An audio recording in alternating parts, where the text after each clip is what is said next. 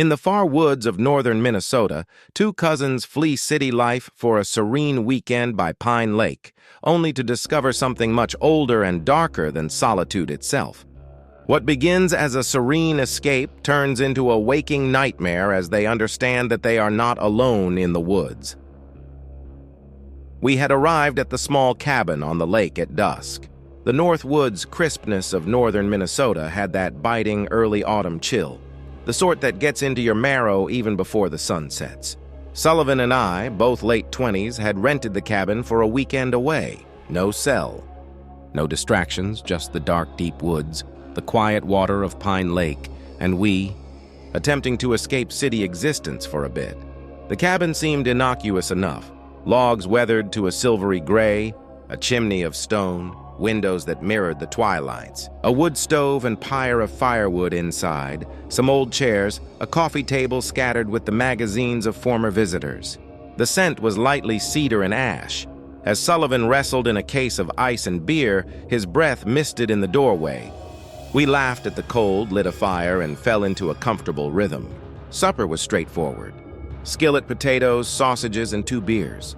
We cracked open the windows a little, bringing in the fresh forest air. The rustling of pine needles and a distant hoot of an owl drifted in. We sat beside the fire after we ate, discussing nothing. The porch door was open an inch so that we might hear the lapping of the lake against the dock. Sullivan extended his legs and said, "Perfect." I nodded, already half asleep. The fire crackled, sparks flying in the darkness. That evening, the woods were quiet, until something altered. Sometime around midnight, I awoke to a sound. I initially assumed it was the fire burning out, but there was another noise, a slow, deliberate thud, followed by a dragging sound, then another thud. I felt my pulse accelerate. I rolled over to Sullivan. He was still sleeping, breathing normally. I slowly sat up, got into my boots, and moved stealthily towards the front window. I pulled the curtain open a small slit and stopped. A figure stood lean on the porch. In the dim light of the porch lamp, I was barely able to make out the silhouette. Lean, wrapped in darkened clothes, head hunched low. He was pulling something along the wooden planks. For a long time, he raised his head and gazed straight at the window.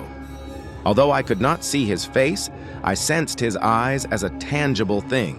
Then, without speaking, he turned and pulled the object, whatever it was, away from the lake. My own heart was pounding so violently that I was afraid it would rouse Sullivan. I retreated from the curtain and shook him awake. "Who is it?"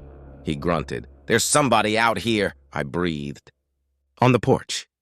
We both stood there a couple of seconds, listening. The dragging noise was silenced.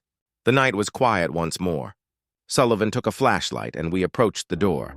Outside, the mist was heavy in the air. On the porch, the boards were wet and smeared with something dark. The beam of the flashlight caught a smear, wet and heavy like blood. "What the devil?" I whispered. Sullivan knelt down, touched it, then jerked his hand away quickly. The odor was metallic. He stared at me, eyes wide. We swept the trees, the dock, the yard. Nothing. Just the lake rippling gently in the moonlight. We ran inside, locked the door, and jammed a chair under the handle. Eventually, we talked ourselves into thinking it was an animal, perhaps a deer carcass pulled by a bear or something. But neither of us really thought that. I hardly slept that entire night. Morning came with sunlight and a tentative peace. We made coffee and went outside to check the porch once more. The stains were erased. The boards were dry and clean. No footprints in the ground, no indication anything, or anyone, had been there. We stared at each other uncomfortable. Perhaps we dreamed it. Perhaps the dark is tricksy to tired minds. But the silence felt more oppressive now, as if the woods were holding their breath. We fished all day. The lake was lovely, glassy and still, lined with red and gold trees. We spoke less than we normally did, casting our lines into the quiet water, both of us pretending that we weren't waiting for night. As the sun set, clouds came. The air chilled. Wind snapped through trees, and they groaned as if alive. We started the fire early and attempted to read, but each creak of the cabin forced me to look up. At some point after midnight, I awoke again, this time at the sound of the doors creaking open. My throat parched. The chain lock softly clinked, swaying. I shook Sullivan awake. He blinked, trying to place himself until he noticed the open door, the black rectangle of the forest outside. Then he sprang up quickly, picked up the flashlight once more, and switched it off before switching it on. We didn't want to alert anyone. We crept to the doorway. The air entering was icy. Outside, dew-kissed earth sparkled dimly. 4 footprints led from the dock around the cabin side to the front door. One was enormous, heavy tread boots. The other 3 were small, child size. My gut nodded. The door didn't appear to have been forced. The lock remained intact, but it was not latched. I distinctly recalled I had locked it before going to sleep. We slowly retreated, barricaded the door once more, and lay awake until dawn, hardly uttering a word. When morning arrived, the prints had vanished. The dew had dissipated, leaving nothing behind. But the sensation remained, that we had a visitor, and that whoever visited knew precisely what they were doing. By the 3rd day, we'd decided to get out early. We were both on edge, tired, and eager to be back with people. But first, I went down to the dock one last time. The lake was glass still, clouds moving across its surface. I squatted, staring into the water. I only saw myself at first. Then, gradually, something moved under the surface. A black, sinuous shape gliding between the posts of the dock. It was too big to be a fish. I leaned forward, peering. Whatever it was, it rolled slowly once, as though conscious of my look. I saw what appeared to be a white hand, or perhaps an illusion, for an instant, before water scummed and the form disappeared into the blue. I reeled backward, heart racing.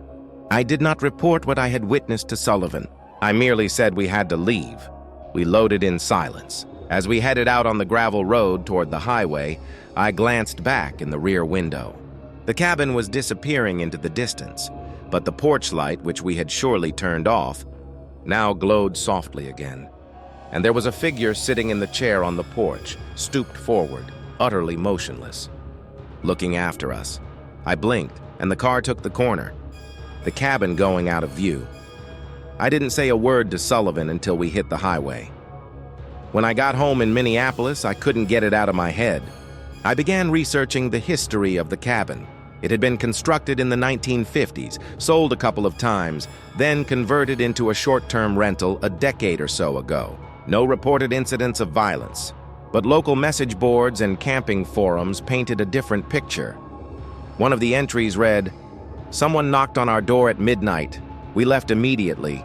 Another, "Footsteps on the roof." Thought it was a raccoon, but the prints were human. Others reported catching a glimpse of the forest watchers, a local myth, but no one I spoke with knew where the story came from. I dug deeper and discovered an old newspaper story in 2013 about a missing teenager, Isaac Bell, who was last spotted around Pine Lake. His canoe had been spotted drifting down the shoreline. They never recovered his body. I attempted to justify all of it. Perhaps there was some hermit or squatter in the woods, perhaps kids playing tricks. But inside of me, something didn't add up. The calculated movements, the manner in which the door swung open with no force, the form under the water. Then a week later, Sullivan texted. He'd been over to see a friend who worked for the county sheriff's office. Out behind their storage shed in the mud, he noticed a peculiar cement cast, a footprint. It was oversized, molded into the concrete like someone had stepped in it before it dried. The tread pattern was identical to the rubber fishing boots we'd used at the cabin. But this print was much larger, impossibly so.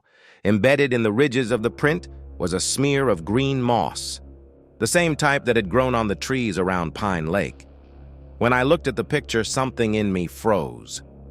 It was as if the forest itself had trailed behind us. 3 months have passed now. I don't mention that weekend anymore, but I still dream about it. The drag of the wood, the creaking of the door open on its own, the glassy, cold water. Occasionally, in the dead of night, I wake to dim noises out my apartment window, a slow, thumping tap, like footsteps down the hall. When I look, there is never anyone there. The other night, I discovered a small clump of moss growing at the bottom of my door frame. I had cleaned it away naturally, but by morning it was returned. I still keep the picture Sullivan mailed me. the cast of that impossible footprint. I have considered deleting it a dozen times, but each time my finger is poised to strike the button, I hesitate. Something within me reminds me that deleting it will not do any good, that whatever observed us on that porch has not forgotten.